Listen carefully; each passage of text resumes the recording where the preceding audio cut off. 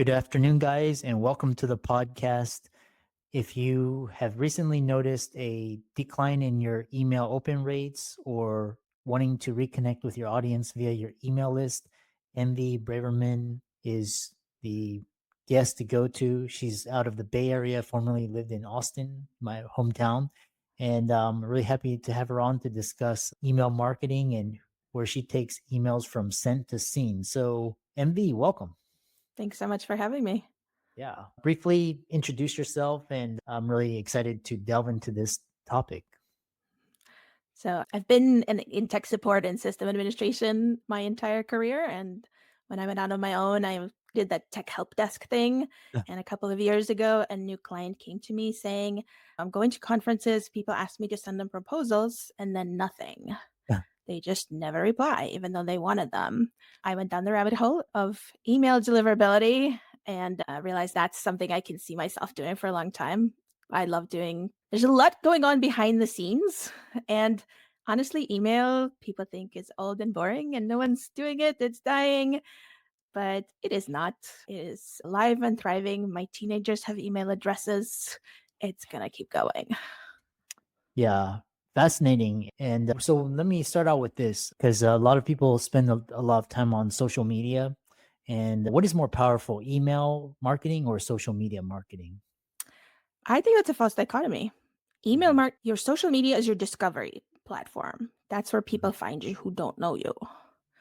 Email is your relationship platform. That's where you build this relationship after they have found you. So I don't believe they're in any way mutually exclusive. They complement each other. Oh, interesting. That's actually very insightful because, like we were talking about, you're alluding that people think email marketing is dead. But actually, if you see what happened to TikTok, it's very wise to have a website and an email list because, even because regulations and just people act on a whim. So next question I have for you is just talking about this is essential steps to get your emails seen and not sent to spam. How do you do that? We've had some changes in the in October 2023. Google and Yahoo got together and gave us some new requirements for email marketers. And those are best practices. Now there are more requirements and everyone should understand them. So, first is authenticate your emails. So, basically, you need to prove you are who you say you are. Because, of Mm. course, phishing, scams, again, on the rise. This is a good thing. To get past the gatekeeper, you need to show your ID. We actually like that because we want the bad guys to be kept out. Then the next important thing is make it easy for people to unsubscribe. I don't know if you've seen this, but I've seen some pretty unethical unsubscribe methods. Like it's light gray on white in tiny little font. Please don't think that this means like people won't block you or ignore you. This is a bad thing. Make it easy for people to unsubscribe. And the third one is send emails that people want. Don't spam. On the technical side, your reported complaints should be less than 0.1% ideally. So that's 1 in 1,000 recipients. Mhm. And at the maximum, it should be 0.3%. If you Mhm. go above that, the mailbox providers will not work with you. Interesting. And this is why the cold emailers, they keep hopping domains. They start on one domain, they burn it, they go to another domain, and so on. But if you are a business owner who wants their brand to be consistent, you have to take care of your sender reputation and really nurture it. Mhm. Mhm. Interesting. What are the most powerful email automations? I guess it depends on what you mean by powerful, but in e-commerce, the most profitable automation is abandoned cart. So if Mhm. someone went Mhm. to your website, they added something to cart, you have their email address, you say, hey, did you forget something? So that's the most profitable. Mhm. But overall, the most important automation is your welcome sequence by far. Mhm. Interesting. And the welcome sequence is that's the 5 email or tell more about the welcome There's sequence. definitely no prescribed, I don't prescribe a format, but I still see these days. I subscribe to someone's list on their website and then nothing. Yeah. This is the moment I'm red hot. Send me a confirmation that this didn't go into the ether. Say, Uh-huh. hey, it's great to have you here. Again, we're building a relationship. If someone comes up to you and you ignore them, you're not building a relationship. Yes, you could have a 5. There are definitely lots of marketers who have a prescribed framework. I don't. There's different ways to see it. My kind of hot take is, if you have a lead magnet, one thing I see is people go through a lot of effort to create these lead magnets and then they do nothing with them. They just view it as an exchange for their email. But I'm like, you worked hard at it. Help people succeed instead of just having it be in their digital graveyard. Like, I have a lead magnet that's a guide to setting up email authentication for your domain.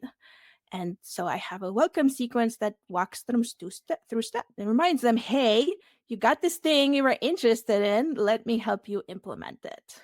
The same thing. If you have a five item checklist, why not set up a sequence expanding on each item of the checklist? Mhm. Interesting. And talking about yourself, of course, as well. Oh, interesting. The next question I have for you is when, for example, you're talking about your email list and you talk about resuscitating your email list. What if you're building your email list, you're engaging, you're giving content, you're getting comments? How do you, but it's not leading to any sales? What should you do then? What's going on? Hard to diagnose from just this. The first thing is, are you sending the content that they expect? And it could totally lead to a pitch. Um, Sometimes it's, what is your goal? So my goal with my email list is to remind them that I exist. They might not need my services right now, but maybe they will in a bit, or they can refer me to someone.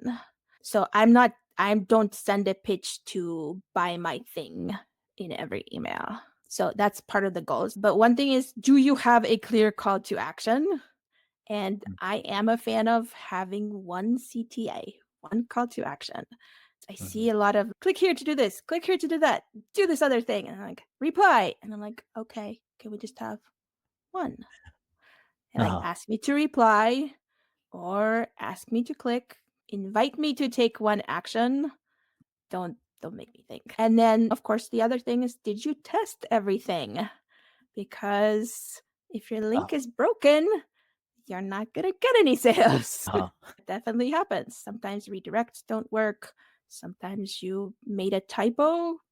Uh-huh. It's hard to diagnose just from this question, but that would be what I would start. Oh, okay. Interesting. Next question I have for you is how would you integrate an email list into a course or a membership or a course membership? I am a big fan of, I buy things, I subscribe for things, and then I forget that they exist. But most of us are in our inboxes every day or at least every week.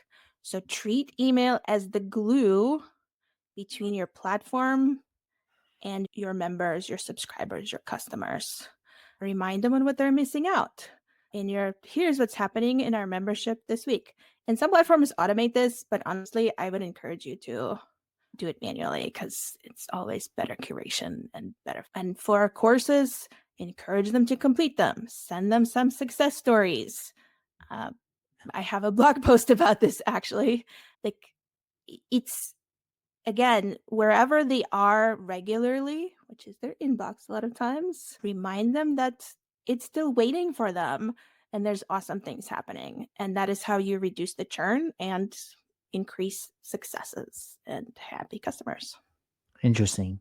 So the next question I have for you is just talking about when you talk about course completion and customer retention rate. What do you mean by that? We don't have very firm statistics, but for courses on platforms like Coursera and others, the completion rate is about 3%. Mhm. So now, personally, I have created some courses and I really want my completion rate to be a lot more than that. I want my customers to succeed. I want them to say nice things. I want them to spread the word. My goal is to help them succeed. but life happens to all of us. Interesting. Next question I have for you is talk about this. You talk about don't set it and regret it, how to build automations that keep up with your pace. What do you mean by that? If there's a few phrases in email marketing or in marketing that I really like to do bad things to. One of this is email blast. Please don't ever say email blast. That should not be a thing. And the other one is set it and forget it. And honestly, if I had $1 for every time I heard this phrase and did this marketing promise, I would have a down payment for a home in Bay Area. But especially as solopreneurs, we evolve, our services change, shift and pivot. So if you set up an automation a year ago, is it still up to date? Maybe your prices have changed. Maybe your offers have changed. Maybe you've rebranded. Whatever, it is really critical to review your automations. The thing about automations is that they make things go very fast. And if you're sending them bad information, it will just spread it wider. Uh-huh. Interesting. How can people find out more about you and learn more from you? You seem to have quite a bit of experience. Thank you. I do have a website. Mostly, I am very active on LinkedIn. And it's a little bit of a caveat to the discovery versus relationship platform for me, because I Mhm. actually have a LinkedIn newsletter as well. But in general, I still like this approach. So yeah, I'm active on LinkedIn. Yeah. Of course, I love email. So Uh-huh. you can send me an email at mv@inboxwelcome.com or visit my website. Yeah, excellent. We actually have one question from the audience, and that's this LinkedIn newsletter versus an email newsletter, such as ConvertKit. What are the Ooh, differences? I love this question. Thank you for asking it. I'm actually doing both.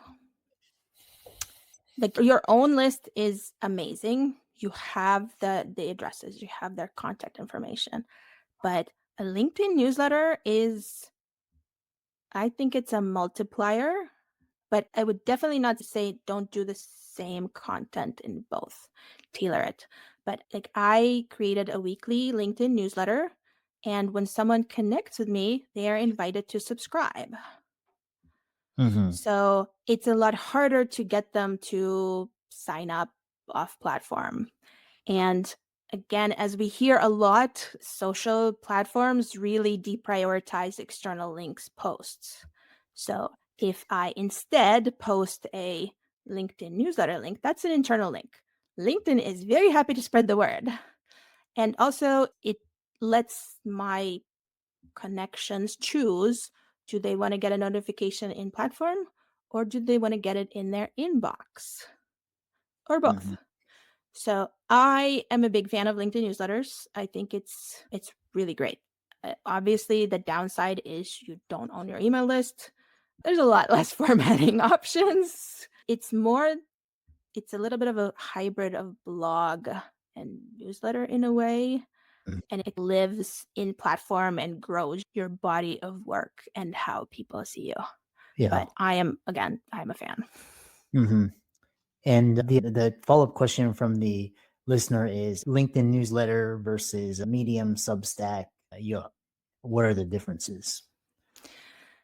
I think LinkedIn is similar. The most close is to Substack. And the deciding factor would be, where is your audience primarily?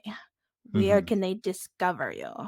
Hmm. My audience primarily, and like also, what do you like? What are you comfortable with? Hmm. Because Hmm. even if the majority of your customers are somewhere where you hate, I'm not going to tell you should learn to not hate it and just force yourself through it. Yeah. There's going to be customers everywhere. I am Hmm. certain that there's people who are interested in email marketing on Substack, on TikTok, on wherever, on Pinterest, wherever it is. And sometimes it's nice to go where there are fewer, like it's not as tended. But Yeah. I'm used to LinkedIn. I like LinkedIn. I understand LinkedIn. So I'm going to stick with LinkedIn. If I wanted to invest time in Substack, that would also be really good. They have the same kind of discoverability and sharing, like-minded, connecting with like-minded people. Hmm. I don't know if that answered the question, but it's what do you like? What are you comfortable with? Where do you Yeah. like to hang out? And especially if you're a solopreneur, don't have more than one platform. Like there's one of you, there should be one platform. The more you add, the more headaches and becomes more of a blasting rather than an interaction. And no social platform is going to be, yes, I want you to blast at everybody. They're going to be, I'm going to reward you for engagement. So Interesting. that's my The long answer. Yeah, there's another question from the audience, and she is saying that she has her website on Wix, which she's got booking and which collects the email address and the phone number.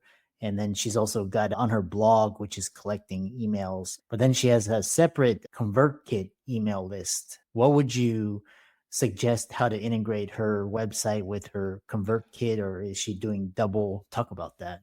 First, I am a strong proponent of don't just add people to your list just because they schedule the time with you. Like Yeah. ask them if they want to be opted in and receive emails from you. But absolutely, this is something you want to connect. You can use Zapier. I think there may be a direct integration with ConvertKit. I am not certain, but Zapier or another kind of a tech glue platform is your best bet. Especially at small volume, you can probably do it for free.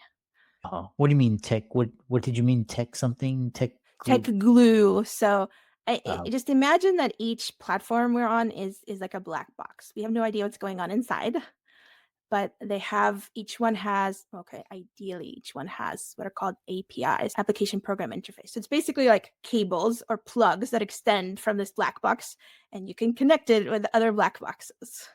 Zapier and other platforms like Make, they let you easily, relatively connect those two. Sometimes there is a direct integration, so you can connect them directly. You don't have to do anything in between. mhm. But a lot of times you need this third party connector. I don't think there is a direct integration between Wix. For example, there is a direct integration between Wix and MailChimp. So if you had a list on MailChimp, every time someone submits something in Wix, you can say, subscribe them to my list. Mhm. But if you're on a different platform, you might have to say, okay, I have to do the same thing, but through this intermediary of Zapier or Oh, another platform. interesting. Because she was responding that she was talking about there's on Kit, there's a import your subscribers and email content and connect your API. So I guess Wix would have its own API, or is Right. that, or what would you Yes. And need? if those two APIs are talking to each other Uh, directly, then you're good. That's the and best thing, in my opinion. that's then, There's less opportunity for things to break, honestly. so if somebody subscribed to your ConvertKit and somebody subscribed to your website, it would still all go in the It would same go in the list. same place. Yes. Oh, You okay. really help. That's I think one of the most frustrating thing for myself as well as people I talk to is having these I call it tech spaghetti. Like Uh, everything's in different places. So one of the way I work with membership owners once they get to a certain level is let's unify all of this data, make sure it goes in one place so you can actually get insights rather than I don't if someone like bounced in Kit, if a paying subscriber's email bounces in Kit, it's really important that you know about this because otherwise they might be getting doing a chargeback or something bad might be happening. So having that one um, source of truth, I have a love hate relationship with this term, but uh, having one source of truth is the honestly the ideal and the goal, and that can be in ConvertKit, that can be in Airtable, that can be in Google Sheets, wherever you want it to be. uh, Um, Definitely highly encourage it. Interesting. Okay. Interesting.